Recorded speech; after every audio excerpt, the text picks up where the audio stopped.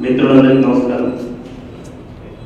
రాష్ట్రీయ స్వయం సేవక సంఘం ఆర్ఎస్ఎస్ ప్రతి సంవత్సరం జాతీయ స్థాయిలో అఖిల భారత ప్రతినిధి సభ జనరల్ బాడీ మీటింగ్ నిర్వహిస్తూ ఉంటుంది మార్చి మాసంలో.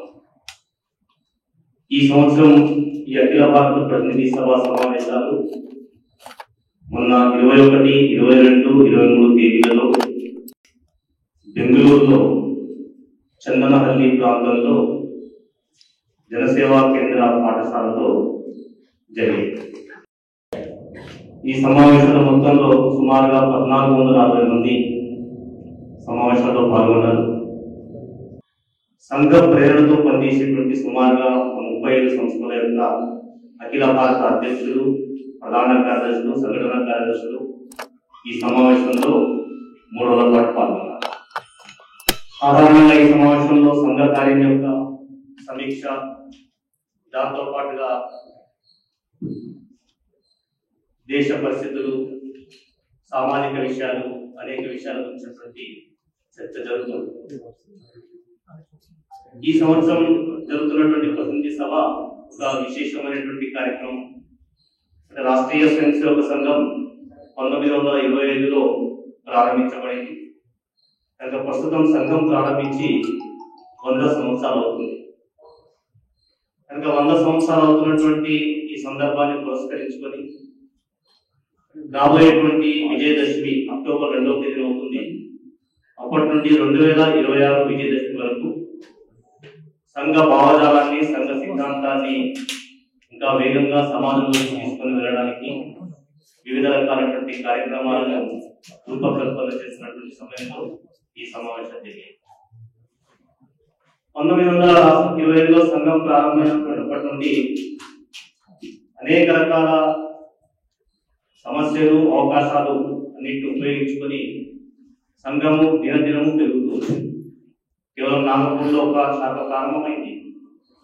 ఆ తర్వాత నెమ్మదిగా పెరుగుతూ ప్రస్తుతం దేశవ్యాప్తంగా సంఘము 83,000 పైగా స్థలాల్లో సంఘ కార్యక్రమాలు జరుగుతున్నాయి. 83,129 స్థలాల్లో సంఘ శాఖ జరుగుతుంది. సంఘము నిత్యము శాఖా కార్యక్రమాన్ని నిర్వహిస్తుంటుంది. ఈ శాఖలో స్వయం సేవకులు పాల్గొంటారు. వయసుల వారీగా బాలకు, కళాశాల విద్యార్థులకు, ఉద్యోగస్తులకి, ప్రౌఢకి విడివిడిగా ఇలాంటి శాఖలు జరుగుతుంటాయి. దేశం మొత్తం మీద 51,000 స్థలాలలో ఈ 83,129 శాఖలు ప్రస్తుతం జరుగుతుంది. దీని యొక్క గతిని ఎలా పెరుగుతున్నది కనుక చూసినట్లయితే గత 4-5 సంవత్సరాలుగా చాలా వేగంగా సంఘం పని పెరుగుతున్నది. శాఖలు పెరుగుతున్నాయి. శాఖల్లో పాల్గొంటున్నటువంటి వాళ్ళ సంఖ్య, శాఖలు ప్రారంభించమని కోరుతున్నటువంటి వాళ్ళ సంఖ్య దేశవ్యాప్తంగా చాలా పెరుగుతున్నది. ఎందుకంటే గత సంవత్సరానికి ఈ సంవత్సరానికి పోలిస్తే సుమారుగా 10,000కు పైగా కొత్త శాఖలు ప్రారంభించబడ్డాయి. కనుక సంఘ పని ఎంత వేగంగా పెరుగుతున్నది, ఇలాంటి ఆదరణ దేశంలో లభిస్తున్న విషయం మనం స్పష్టం. రెండో వైపున యువకులు, విద్యార్థులు, గ్రామీణ క్షేత్రాలు, గిరిజన ప్రాంతాల్లో కూడా సంఘం చాలా వేగంగా పెరుగుతున్నది. ఆయా వర్గాల నుంచి కూడా సంఘ కార్యక్రమాలకి రావడానికి కూడా చాలా ఉత్సుకత చూపిస్తూ సంఘ కార్యక్రమాల్లో పాల్గొంటున్నారు. తెలంగాణ ప్రాంతంలో మొత్తం ఇప్పుడు 18,139 స్థలాలలో 3,117 శాఖలు జరుగుతున్నాయి. తెలంగాణ ప్రాంతంలో కూడా చాలా వేగంగా సంఘ కార్యం పెరుగుతున్నది. గత సంవత్సరంతో పోలిస్తే ఈ సంవత్సరము 392 కొత్త శాఖలు ఆర్ఎస్ఎస్ ప్రారంభం చేసింది. ఇవి ప్రతినిత్యము జరిగేటువంటి శాఖలు. ఈ ప్రతినిత్యం జరిగేటువంటి శాఖలు కాకుండా వారానికి ఒక రోజు శాఖలు నడుపుతుంటాము. అలాగే కొత్త స్థలాల్లోకి వెళ్ళినప్పుడు ప్రవేశించడానికి వీలుగా నెలకొకసారి శాఖ నడుపుతుంటాము. అలా ముందు నెలకొకసారి ప్రారంభం చేయడం, తర్వాత దాన్ని వారానికి ఒకసారి వీక్లీ వన్స్ చేయడం, తర్వాత రెగ్యులర్ చేయడం అనేటువంటిది జరుగుతుంటుంది. అలా దేశవ్యాప్తంగా జరుగుతున్నటువంటి శాఖల్లో వారానికి ఒకసారి జరుగుతున్నటువంటి శాఖలు ఈ పైన చెప్పినటువంటి కాకుండా 32,147 వారానికి ఒకసారి జరుగుతున్నటువంటివి, నెలకు ఒకసారి జరుగుతున్నటువంటివి 12,091. ఇవన్నీ కలిస్తే దాదాపు 1,20,000కు పైగా శాఖలు ఇవాళ దేశవ్యాప్తంగా నడుస్తున్నాయి. అలాగే తెలంగాణ ప్రాంతంలో కూడా వారానికి ఒకసారి జరిగేటువంటివి 382, నెలకు ఒకసారి జరిగేటువంటివి 224 శాఖలు జరుగుతున్నాయి. తెలంగాణ ప్రాంతంలో కూడా దాదాపుగా ఇవన్నీ కలిపినట్లయితే సుమారుగా 3,800 స్థలాల్లోకి శాఖలు నడిచేటువంటి ప్రయత్నం జరుగుతుంది. ఇందులో చాలా వరకు జరుగుతున్నటువంటిది చాలా యువ శాఖలు, ముఖ్యంగా యువకులు విద్యార్థులు వచ్చేటువంటి శాఖల సంఖ్యను ఎక్కువ ఉంది. అలాగే కేవలం నగరాల్లోనే కాదు, గ్రామీణ క్షేత్రంలో కూడా విస్తరించాలనే ఉద్దేశంతో సంఘము అర్బన్ ఏరియాలో ప్రతి 10,000 జనాభాను ఒక బస్తీగా, ఒక యూనిట్గా చేసింది. అలాగే రూరల్ ఏరియాలో 5-6 గ్రామాలు కలిపి ఒక ఉపమండలం, క్లస్టర్ విలేజ్గా సంఘం ఏర్పాటు చేసింది. అలా దేశం మొత్తంలో 58,939 క్లస్టర్ విలేజెస్ ఉంటే అందులో 30,000కు పైగా స్థలాల్లో శాఖలు జరుగుతున్నాయి. అలాగే తెలంగాణ ప్రాంతంలో అలా మనము ఉపమండల వ్యవస్థని 1,602 యూనిట్స్గా మనం చేశాము. దాంట్లో 1,244 యూనిట్స్లో ఆర్ఎస్ఎస్ శాఖ నడుస్తుందంటే దాదాపుగా 75-76% గ్రామీణ క్షేత్రంలో సంఘ కార్యం విస్తరించింది. అలాగే నగరాల్లో 10,000 జనాభా ఒక బస్తీ కింద మనం చేశాం. దాని ప్రకారంగా మన తెలంగాణ ప్రాంతంలో 1,504 బస్తీలు ఉన్నాయి. ఇందులో కూడా దాదాపుగా 1,150 బస్తీలలో, ఇది కూడా 75-76% బస్తీలలో ఆర్ఎస్ఎస్ శాఖలు నగరాల్లో కూడా జరుగుతున్నాయి. అంటే నగరాలలో, గ్రామీణ క్షేత్రంలో ఎక్కడ వెళ్ళినప్పటికీ కూడా సమానమైనటువంటి ఆదరణ ఉన్నది.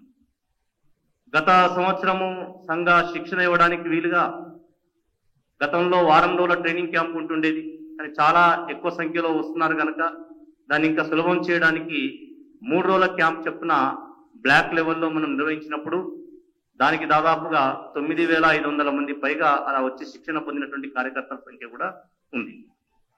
వీటితో పాటు నగరాల్లో స్లమ్స్లో సేవా బస్తీ అని మనం అంటుంటాం. సేవా బస్తీలో కూడా సంఘ కార్యాన్ని విస్తరించేటువంటి ప్రయత్నం చేస్తున్నాం.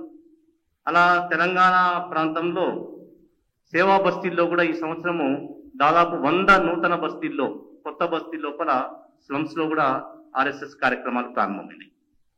వీటికి అతీతంగా సంఘము స్వయం సేవకుల ద్వారా అనేక రకాలైనటువంటి సేవా కార్యక్రమాలు చేస్తుంటుంది. దేశం మొత్తం మీద సుమారుగా 90,000 సేవా కార్యక్రమాలు, తెలంగాణ ప్రాంతంలో కూడా చిన్న చిన్న సేవా కార్యక్రమాలు శాఖదారు ద్వారా జరిగేటువంటి కార్యక్రమాలు 980కి పైగా సేవా కార్యక్రమాలని ఆర్ఎస్ఎస్ స్వయం సేవకులు వివిధ ప్రాంతాల్లో నిర్వహిస్తున్నారు. అలాగే సంఘ కార్యక్రమాల్లో అనేక రకాలైన సామాజిక కార్యక్రమాలు, ప్రతి జిల్లాలో ఒక గ్రామాన్ని ఎంపిక చేసుకొని గ్రామ వికాసం చేయడము, అనేక గ్రామాల్లో సేవా కార్యక్రమాలు చేయడము, శాఖ జరుగుతున్నటువంటి కేంద్రంలో శాఖ జరపడంతో పాటు ఆ బస్తీకి కూడా ఉపయోగపడేలాగా ఏదైనా కార్యక్రమం చేయడము. అక్కడ ఉండేటువంటి స్వయం సేవకులందరూ నెలకొకసారి కూర్చొని మన ఏరియా ఎలా ఉంది, మన బస్తీ ఎలా ఉంది, దీనికి సంబంధించి మనము చేయదగిన పని ఏమిటి అని ఆలోచించి అలాంటి కార్యక్రమాలను కూడా స్వయం సేవకులు చేస్తారు. అలా పటిష్టమైనటువంటి శాఖ ఉన్నటువంటి కేంద్రాల్లో అలా అనేక బస్తీలలో కూడా స్వయం సేవకులు ఆ రకరకాలైనటువంటి సేవా కార్యక్రమాలను నెలకొకసారి కూడా జరుపుతుంటారు. ఉపక్రమం అని మేము అంటుంటాము.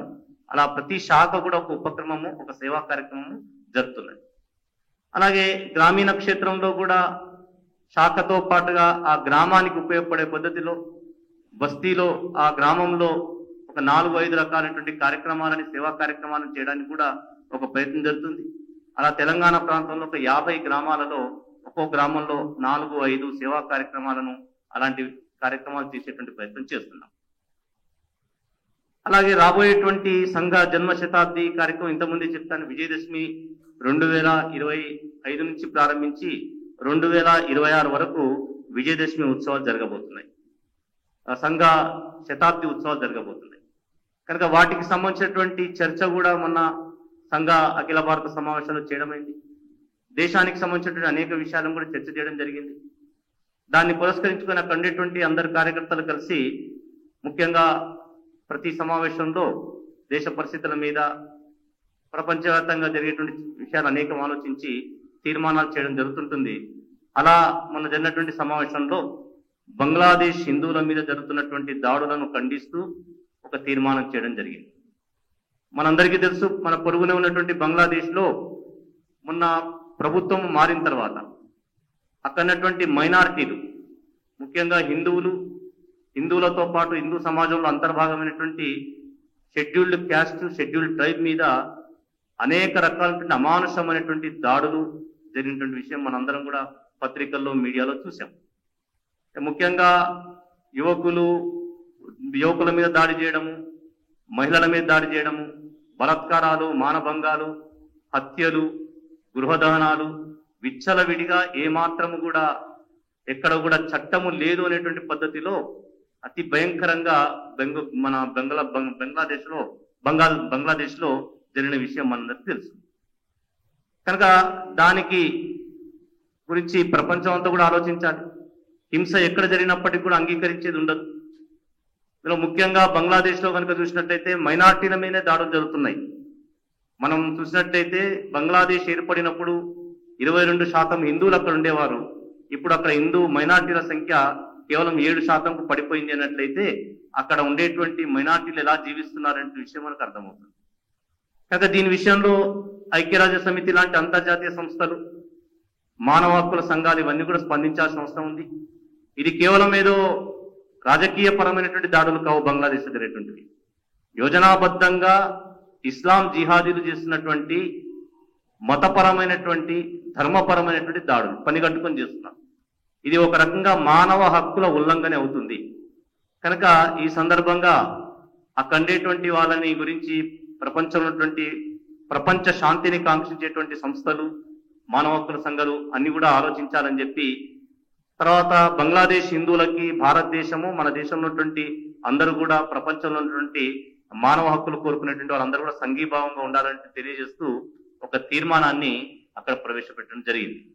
కనుక ఆ తీర్మానం ప్రతి కూడా మనకు అందిస్తారు. దాన్ని కూడా మీరు ప్రచారం కల్పించాలని కోరుతున్నాను. అలాగే సంఘము ప్రారంభించి 100 సంవత్సరాలైన సందర్భాన్ని పురస్కరించుకొని దేశంలో లక్షలాది మంది ఆర్ఎస్ఎస్ స్వయం సేవకులు ఉంటారు. వాళ్ళందరి దగ్గరికి వెళ్ళి రాబోయేటువంటి జన్మ శతాబ్దిని పురస్కరించుకొని స్వయం సేవకులందరూ కూడా సామాజిక కార్యక్రమాల్లో ఎక్కువగా పాల్గొనాలి, సమాజ పరివర్తన చేసేటువంటి కార్యక్రమాలు ఎక్కువగా పాల్గొనాలి అనేటువంటి పేరుతో ఒక సంకల్ప పత్రాన్ని కూడా అక్కడ చర్చించడం జరిగింది. అది కూడా ప్రతి స్వయం సేవకుకి అందజేసే ప్రయత్నంలో మనం ఈ రాబోయేటువంటి రోజుల్లో ప్రయత్నం చేస్తాం. అలాగే కర్ణాటకకు చెందినటువంటి సౌత్ కెనరాలో ఉన్నటువంటి రాణి అబ్బక్క, ఆమె ఈ దేశంలో ఒక రాణిగా ఉండేది, ఒక సంస్థానాధీశురాలుగా ఉండేది. ఆమె యొక్క జననం వివరాలు సరిగ్గా తెలియదు, కానీ సుమారుగా 500 సంవత్సరాల నుంచి ఆమె రాజ్యం అక్కడ ఉన్నట్టుగా ఉండేది. ఆమె ఇక్కడ దేశ ధర్మ సంరక్షణ చేసినటువంటి చరిత్ర చాలా ఉంది. పోర్చుగీస్ వాళ్ళ దండయాత్ర చేసినప్పుడు ఆమె నిలబడి ఇక్కడ స్వాతంత్రాన్ని నిలబెట్టేటువంటి ప్రయత్నం ఆమె చేసింది.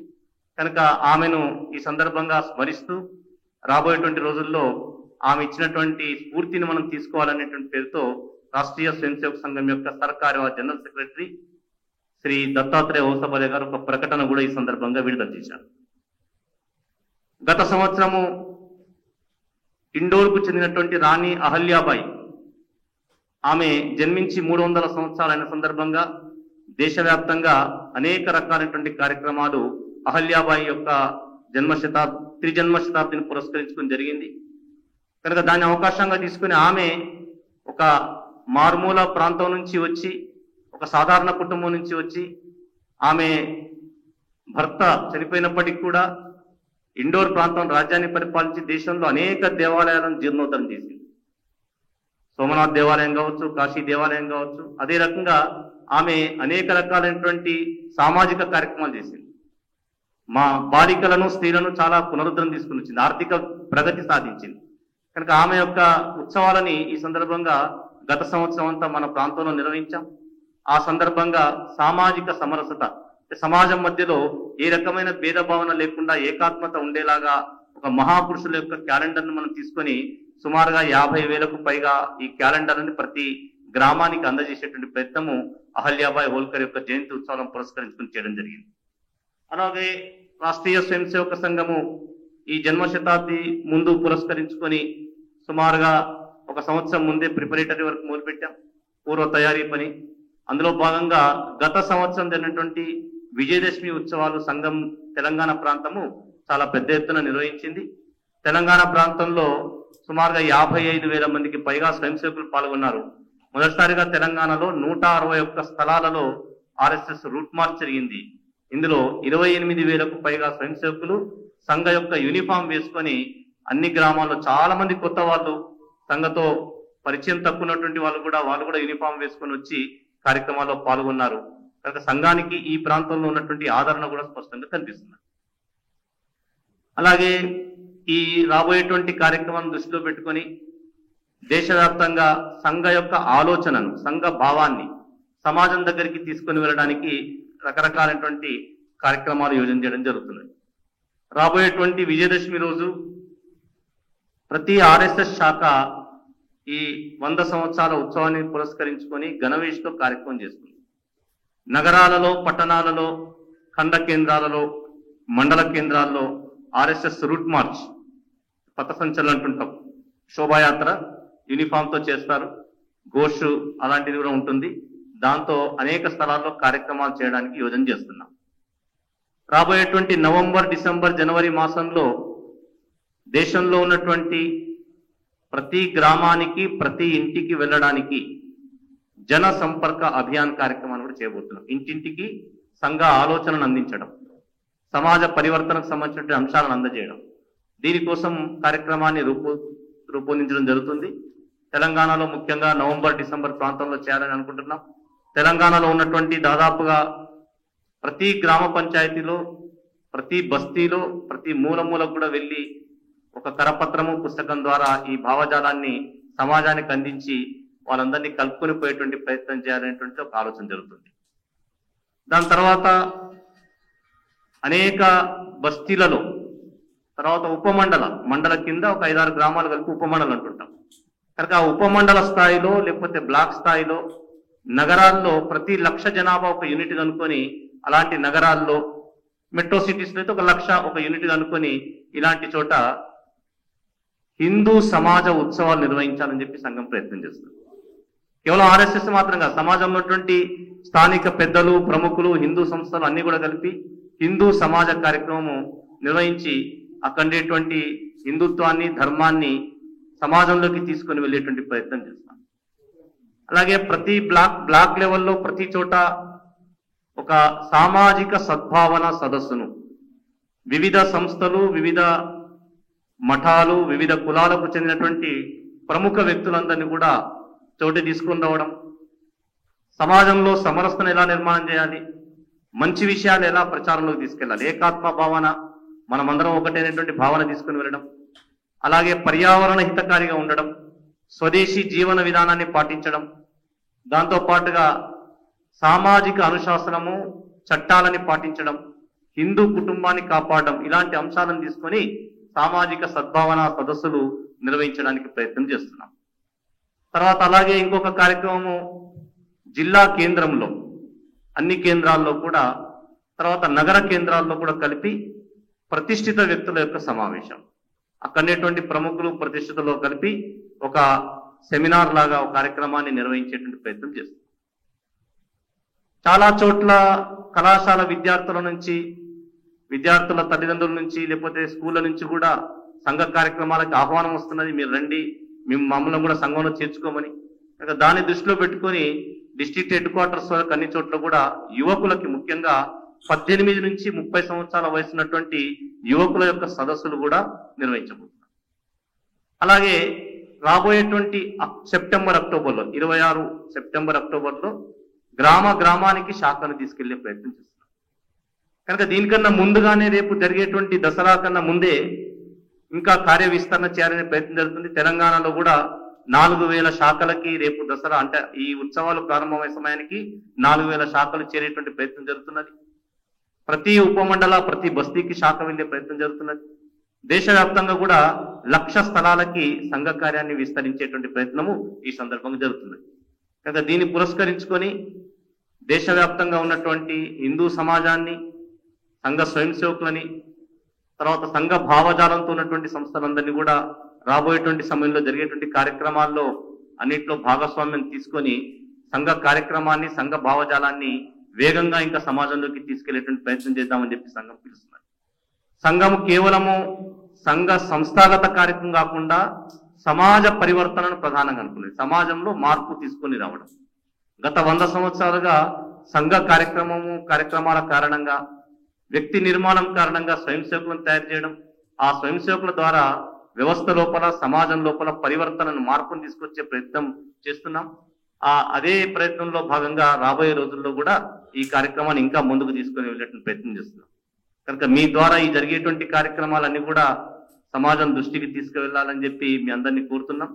కనుక మీరందరూ ఇక్కడ కార్యక్రమానికి వచ్చి ఈ కార్యక్రమంలో పాల్గొని దీన్ని కవరేజ్ చేసినందుకు మీ అందరికీ ధన్యవాదాలు చెప్పుకుంటూ ఈ విషయాన్ని సమాజం వరకు తీసుకెళ్లమని చెప్పి మరొక మారు నేను విజ్ఞప్తి చేస్తున్నాను.